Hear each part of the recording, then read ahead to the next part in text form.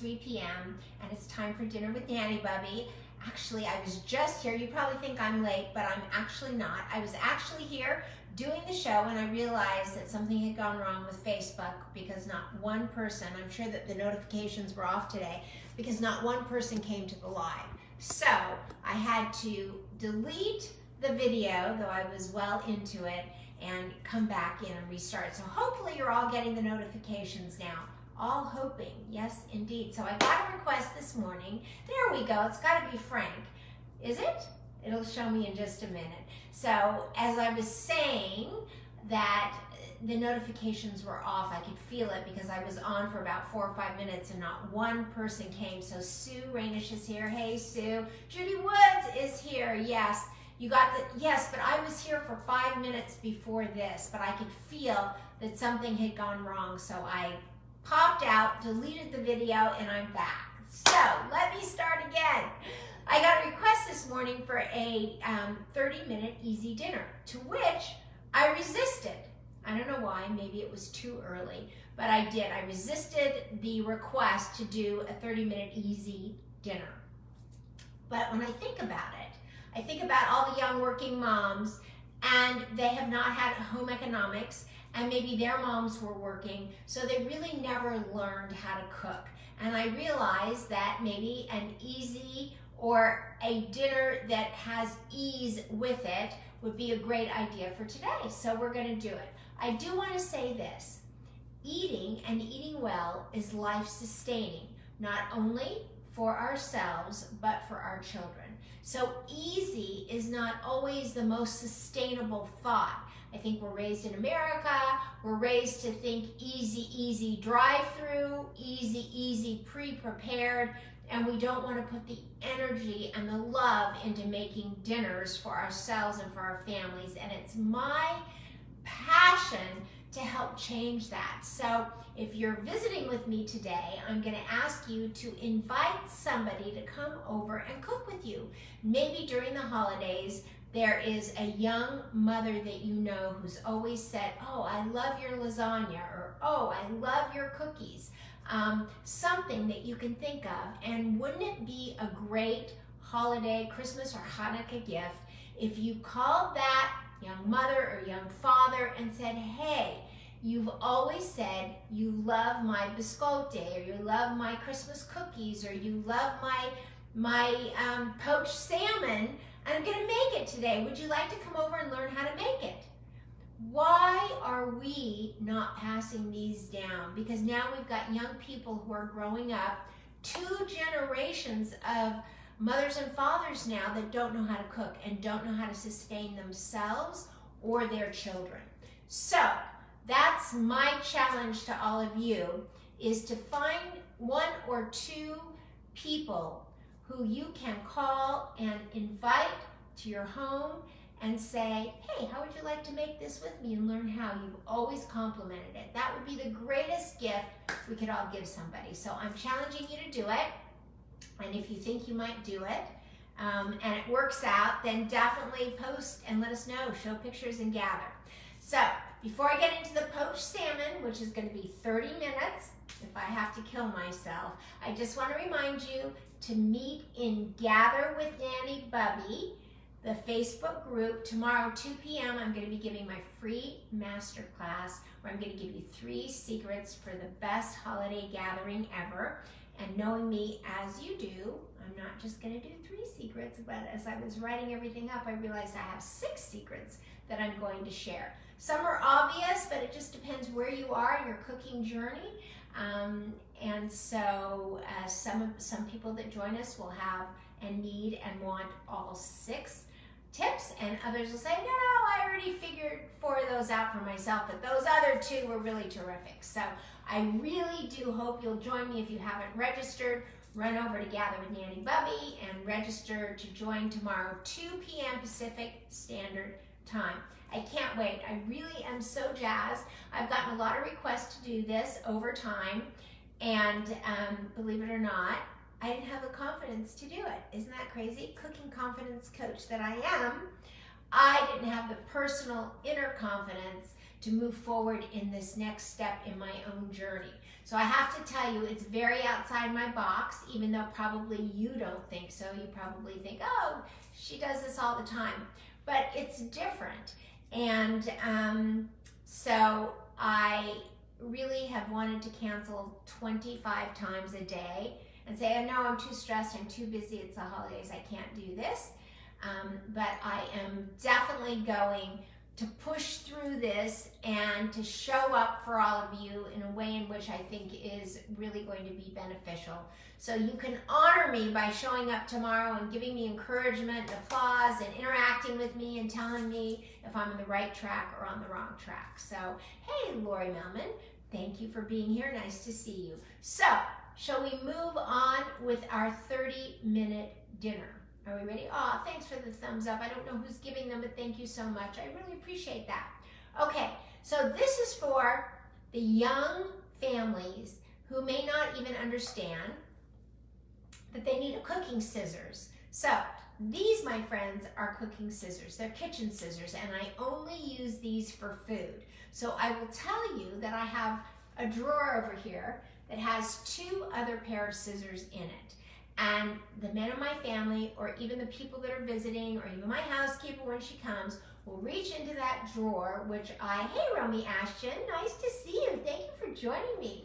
Will reach into that drawer and pull out these scissors and open Amazon packages with them. And so I realized what I needed was a pair of kitchen scissors that I hide in a different drawer so that I can use them specifically for food. And so for my young families, my young moms, or those of you who don't cook or are wanting to cook, because you have to cook to sustain your health and your life and the health and life of your children, a pair of kitchen scissors is necessary. And these pair of kitchen scissors have a safety on them, so when they store in my drawer, they store like that. So now I have to wash that out because I already started. So I have salmon. As you know, I'm making poached salmon. So let me just tip you in. Romy Ashton, give me a thumbs up if you're staying and you're going to watch.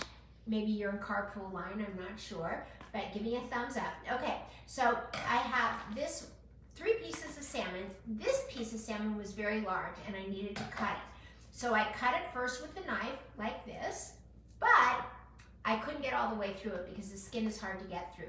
So what I do is I turn over the salmon and I take these handy dandy little kitchen shears. The meat is already cut through, and so I'm just cutting the skin. So there you go. How do you like that? All good, right? Perfect. Okay, so that's the use of the kitchen scissors. Those of you that don't have them, you absolutely have to get them. Find them on Amazon. Make sure they have the safety lock on them. All right, so now let's go back through a few things that I've taught you over the last year that we've been meeting. Here's what I've taught you. This recipe calls for a cup of wine. White wine, dry white wine. Now, everybody wants a glass of dry white wine in their salmon, but if I'm not drinking a bottle of white wine tonight or tomorrow, this bottle is going to go bad. If I use a 1/4 cup, a 1/2 cup, or a full cup, this is going to go bad in my refrigerator. So what's a girl to do? When you see a recipe that calls for white wine, what do we always use? Dry vermouth. Dry vermouth is so much richer, it gives a much better flavor, and it's a great substitute. I can promise you that once you replace a recipe that calls for white wine with dry vermouth, you will slay it, and the flavor is beyond belief. I used the dry vermouth in, what did I use it in? Our stuffing that we made when we were at the beach that you all watched with my husband, and it was absolutely beyond delish. So, however, I don't want to use dry vermouth either in this poached salmon recipe. I just don't. I've had it with the taste of alcohol. I mean, the weekend did me in. And so I am substituting a third thing, which is I'm going to use vegetable broth in the poaching of this salmon. So if you're ready, here we go. Shake it up. I love this Organic Imagine vegetable broth. I'm just going to turn this a little bit so that you can see it. And I will have this recipe together in 30 minutes or less, I promise you. Okay, tell me how many of you are going to join me tomorrow at 2 p.m. tomorrow at 2 p.m., how many of you are going to join me here on, well, not here, but on Gather with Nanny Bubby Facebook group page. It's the Gather with Nanny Bubby Facebook group page. And watch the masterclass with me. Judy Woods, yes, there we go. All right, so here we go. This is a vegetable stock, or vegetable broth maybe. The vegetable stock from Trader Joe's used to be the best. They don't make it anymore. So here is 1 cup of the vegetable stock. I love that. Hello there, Philip Scabaris. Philip Joseph Scabaris. Okay, into the pot it goes. We're making a 30-minute poached salmon for somebody who requested a 30-minute easy dinner. So I'm going to put about 1.5 cups because this is a very wide pan, and I feel like it can take a little bit more broth. And in fact, because it is so big, I'm going to actually add 2 cups. Now you want this poaching to be about 1/2 inch to 1 inch. So here we go. I'm going to put just another 1/2 cup. It's about all you need. You want your poaching liquid to come up to about halfway into the salmon. Now, what we're going to do is we're going to take this beautiful dill. This is dill. For those of you that are learning, this dill is in the produce section. You can find dill next to the lettuce, next to the parsley, next to the chard, but if you don't know what dill is, you probably don't know what chard is, but you do know what spinach is, and there's fresh bushels of spinach, parsley, cilantro, and dill in your produce section of your grocer. And this, ladies and gentlemen, if you're new to the game of cooking, this is dill. Take a look at that. Isn't that gorgeous? So gorgeous. Okay, do you ever cook salmon on a cedar plank on the barbecue? I have. It's not my favorite way to do it, and I don't know why. I get nervous that the cedar is gonna burn, and also you have to remember, Judy, that I didn't have a barbecue for over a year and a half when we were building the outdoor kitchen, which I love. And so that's why I just haven't experimented yet with it, but I would like to for sure. Any tips that you have on that, I'd appreciate. So here we go. Let me take this dill. Let me move all of you over. And let me take out, so the first thing I'm going to do is I've already washed it. I've dried it. Of course, you know that my new way of drying dill or parsley or oregano is to take this after you've dipped it 3 times in water and soaked it out. Instead of putting it in a salad spinner, you take your arm. I'm going to move so that you can see me. You take your arm and you just go like this. You have to step outside. Even if it's icy cold out there, you just whip that arm around and all that water flies right off, and just look at how beautiful that comes. And I just washed this at 2 o'clock right before you got here. So that's your way of washing dill. I did the same thing to washing the parsley. So now I'm going to take a few of these sprigs like this. And the first thing that I'm going to do with this dill is I'm going to lay it down just beautifully at the bottom of this pan. Can you guys see that? There you go. Just right down there. And then I have these lemons that we used.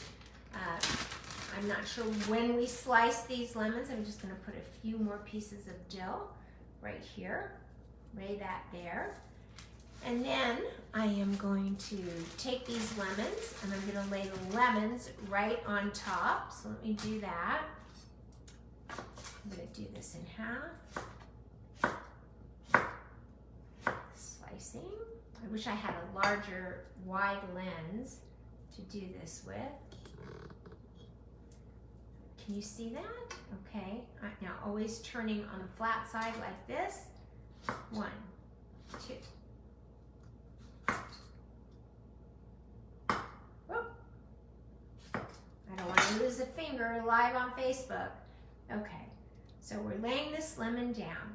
Now the key to this particular dish, of course, is to absolutely be certain that we season it well. So since we have these tender, beautiful green leaf herbs like dill, we are going to just use plain old salt and pepper. That's it. And we're going to salt all and pepper both the skin side and the meat side, okay? All right, I'm gonna move this off of here. Well, let me finish, I'll finish slicing it. There we go. We'll finish slicing it and we will use this later as we're cooking. Okay, there we go. Put these here. Okay, so now let me turn these over first. Let me get the salt and pepper, which I forgot to pull out before you got here, so give me 1 minute.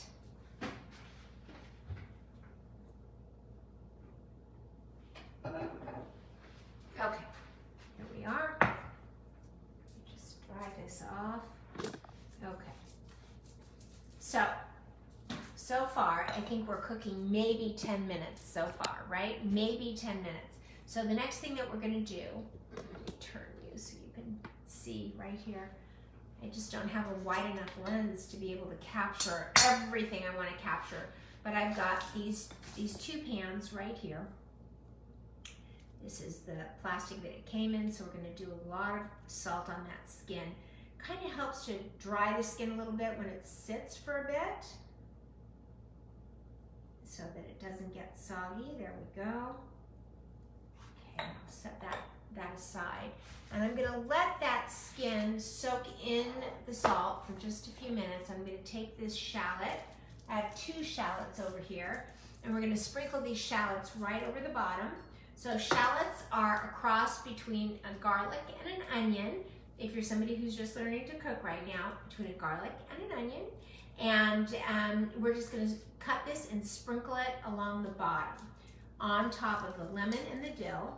So we always leave the hairy side on, and we cut off the stem side of onions, shallots, all that. I've even got some scallions in there, and I think if you don't have shallots and you have scallions, that's perfectly fine. Let me just give this a pound. There we go. That helps to get the skin off when you give it a pound like that. There we go. Okay. So quiet. Hi there, Susie. How are you? Nice to see you. Everybody is finding us. We had some trouble. Had to delete our video. So I'm cooking a 30-minute poached salmon because I got a request this morning to make an easy 30-minute meal. And this is very easy. Like, you know, I know how you working mothers are, but what you need to do is, if you just think about it, not when you get home and you're so tired and wasted and feeling very drained from a stressful day, because let's face it, I don't care what you're doing. If you're working, it's stressful. Hey, Lene. I hope you saw the video last night. I hope that you took a look at the video, Lene. We talked about the cards, the charcuterie cards, and I showed a few of them, and I was delighted to find that there was a Latka charcuterie card in there. And that made me so excited because I definitely am going to make that for my Hanukkah get-together with the family. So that was so cute. So I tagged you to see if you saw it. I just wanted to thank you again for thinking of me and giving me such lovely gifts like that. And you know, I've just received the nicest gifts from everybody. I wanted to say that also the Kitchen Whisperer from Judy, I just absolutely love, and from the charcuterie board from Lucy. I mean, this means so much to me. I can't even tell you how sweet it is that you all think of me like that. So here we go. All right. Just sometimes the shallots are very hard to peel. So if you're just starting out, I'm going to tell you, don't use a shallot. Use scallions. They're much easier to peel, almost the same flavor, a little less garlicky, a little more oniony, but you can see I even have a little bit of a struggle here, but we're slicing them up nice and thin, and we're going to get them right into the bottom of this. So now I'm sure that the salt has somewhat begun to penetrate. Yes, I know, I have to remember to take pictures. I'm going to definitely do that. I hope I can pull it off and make it look as pretty as the card did. Thank you for reminding me to take pictures, because I get so involved with entertaining and working and doing things for and with my family that in the moment, I'm just in the moment and I'm not thinking about taking pictures for social media. I need to have like a reality TV camera follow me, because that's really the only way to get it done. So now both sides, well not both sides, but let's see, one side is now seasoned with the salt and the pepper. Let me turn you all around. There we go. Okay. I'm gonna put these right on top. We are poaching with vegetable broth instead of wine or my very favorite dry vermouth. Putting this right on top of the dill, the lemon, the shallots, and now we are going to season the very top of this. And then we are going to bring this to a boil and then to a simmer. And that's it, guys. That's it. So if you're watching at Lindsay Bernay, if you're watching at Susan Harrison, and for some reason I wanted to tag Susan Harrison, but she did not pop up today. So I could not find her to tag her, but Lindsay, I'll let you tag her. And here we go. There we are. So there's enough salt. You can never use too much kosher salt. You will never find a time when you over salt with kosher salt. It just doesn't happen. Kosher salt is just there to bring out the flavor, and I have yet to ever feel that I over salted anything. It's a miracle. And speaking of miracles, it's Hanukkah. So kosher salt must be the of all time kosher. Oop, there we go. All right, so I'm looking down at this, and now this is where intuition and instinct come in. So we've got, let me show you, we've got the salmon, the lemon, the shallot, the dill, the vegetable broth, or the dry vermouth, or wine if you have wine left over. But what I'm feeling this needs just a little bit of are some red chili peppers. So I'm gonna grab that, and I'm just gonna sprinkle into the broth, a little bit over the salmon itself. There we go. That's it. And now I'm gonna lay the rest of this salmon with the lemon just on top. There we go. I love this. There we go. That's it. What time is it? So it's 3, what time is it? It's 3, whoop. Well, my watch is apparently dead. My watch is dead. I think it's 3:26 by my clock. I started late. And so, hi Monica Myers. And so at the end of the day, it's 3:26. It took me 20 minutes to put this together, and this needs to cook for 10 to 15 minutes. I would say 12 to 15 minutes. So let's turn it on. We're gonna bring it to a simmer on medium, and that's it. I believe I slayed it for those of you looking for a 30-minute dinner. So I hope you enjoyed that. We'll watch this come to a simmer for just a minute. I'm just going to talk to you for just a minute about joining me tomorrow at 2 p.m. in Gather with Nanny Bubby Facebook group. Can't wait to see you there. We're going to do a master class, and I'm going to give you, hey Romy, I'm going to give you 3 great secrets on how to entertain and make your holiday meals really perfect. But actually, I know I'm advertising just 3 secrets because I just thought that's all I was going to do. But then I started writing everything, and I had 6 or more. Don't tell anybody.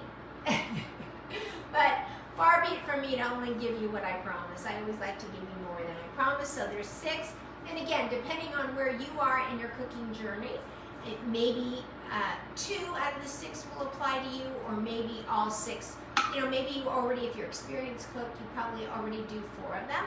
If you're not an experienced cook, then maybe all 6 will apply to you. So I can see this is starting to get a little bit of steam coming off of it. I'll show you that in a minute.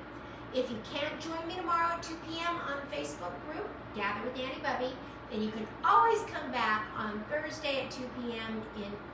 on Instagram Live. I'll be there, same material, same information. You might think I'm so much fun you want to join me for the same material twice, or maybe you missed it the first time, meaning you had to go in the middle, and you can come back at 2 p.m. on Instagram Live with Nanny Bubby and watch the exact same presentation. So that's all I have to say. So if you can see right here, this is starting to bubble. This looks so good. So look at that. Do you see that? So you can see it's starting to simmer. And what I'm going to do is I would cover this with parchment and a little bit of foil and let it steam and poach on top of itself.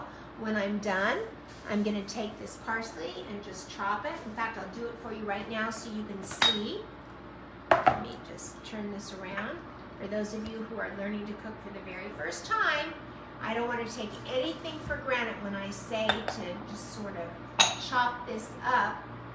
I want to make sure that, because I realize that there's so many, when you've been cooking for a long time, there's many things that I literally take for granted that I think that you know, like a dry measuring cup versus a liquid measuring cup, or I don't know. There's just so many tricks, like poaching. What does poaching actually mean? Poaching means actually putting it into a liquid and cooking it in the liquid. Do you see that? Look at how look at that. Isn't that beautiful? Oh my gosh. Absolutely gorgeous, right? Absolutely gorgeous. So by chopping the dill, I'm just going to show you a little technique that I learned from watching the masters myself. And you don't want to get the stems, you just want to get these beautiful, beautiful leaves, yeah? And we're going to take this and we're just going to chop off, sort of shave them off. There you go. They're furry little guys. There we go. Just off it goes. That's really about enough. Now I will put a piece of paper towel in here. What that indicates to me in this bag, if there's a paper towel in it, is that I've already washed it and cleaned it. So I will put it back in the refrigerator now. Washed, cleaned in the same bag but with a paper towel. That means that I have washed it. In fact, there's a paper towel right here. So, and now the paper towel also absorbs the water. So it will keep this dry and keep it from getting way moist. There we go. Okay, there's that. And now I'm going to show you how I'm going to chop this dill. Bring it all right here. Okay, can you see me? Hello there, Carlo. How are you? Canuschio. Carlo Canuschio. So nice to see you. Okay, boy, we've got new people coming on all the time. I absolutely love it. So you can see here's the dill piled up. Can you see that? Yes, you can. And I'm just going to chop it. Just chop that dill. There you go.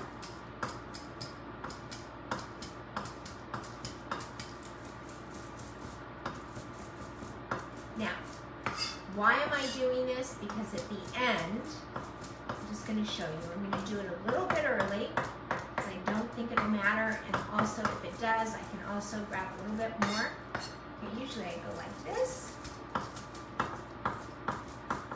So who knows a great knife sharpener? Anybody got some great ideas for great knife sharpener? Anybody?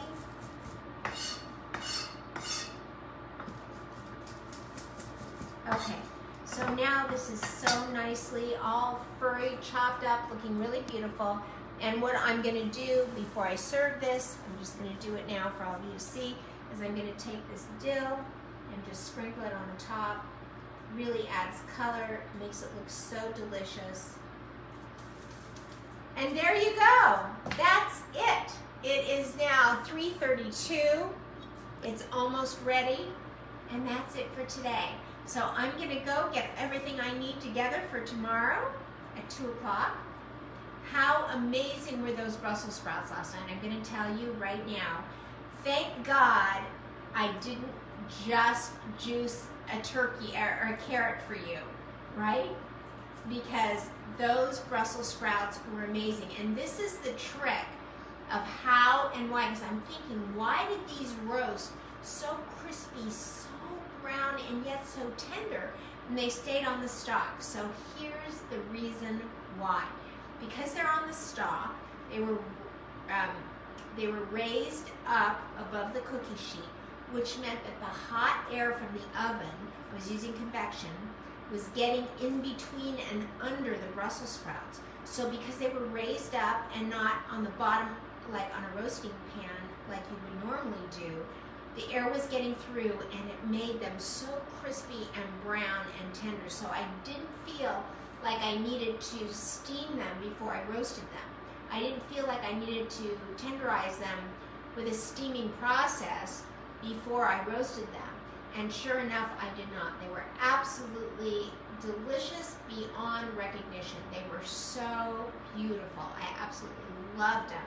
So I'm going to actually be making them for Channel 8 next week, I decided, because, you know, these are only out during the holidays, and they're so fun. We set it in the middle of the table, and everybody, you know, cut theirs off, put a little knife next to it and a big fork, and everybody cut off their Brussels sprouts, and it was just so fun, and it was so delicious, as you can see. So Judy said Brussels sprouts look great and didn't know they could be cooked this way. Well, you know, we all learn something new every day. I really had to like look up myself and research like in what way. And I did see something about the steaming of the Brussels sprouts, but I wanted to try them roasted first, and it just turned out great, and I'm glad that I did. I don't think I would experiment with the other way. Also, I just want to tell you, because I cooked them I put that first pan in an hour before you got here at 2 p.m. yesterday, and so it was ready to come out about 3:15. But the second one that I did for all of you, I put in, but I took that out after about 45 minutes, so it didn't cook as long as the second one. Then when we were ready to go back and sit down and actually have dinner, I took both trays. They were room temperature, but I stuck them back in a 375-degree oven for 15 more minutes. So and then they came out just brown and crispy and perfect and soft and warm. And I tell you that because if you want to make them for the holidays, if you truly want to make them for the holidays, and you're having a big group, you know, getting those made and timing everything is somewhat a challenge, always is. No matter how good of a cook you are, you know how challenging it can be. And so what I want to state is that you can cook them, take them out, let them get room temperature, keep them covered, and then about 15 minutes before everybody sits down at the table, you can stick them back in to get re-roasted and re-warmed, and they turned out perfect. So that's a little Nanny Bubby tidbit on Brussels sprouts on the stalk. So that's it, everybody. Thank you for joining me. I'm going to continue poaching my salmon. I hope you enjoy it. Look at that. Isn't that fantastic? Love that. Love that. On the count of 3, 1, 2, 3, oh, don't forget to join me tomorrow at 2 p.m. and gather with Nanny Bubby for our master class. 1, 2, 3, go out and spread love like butter. Bye, everybody.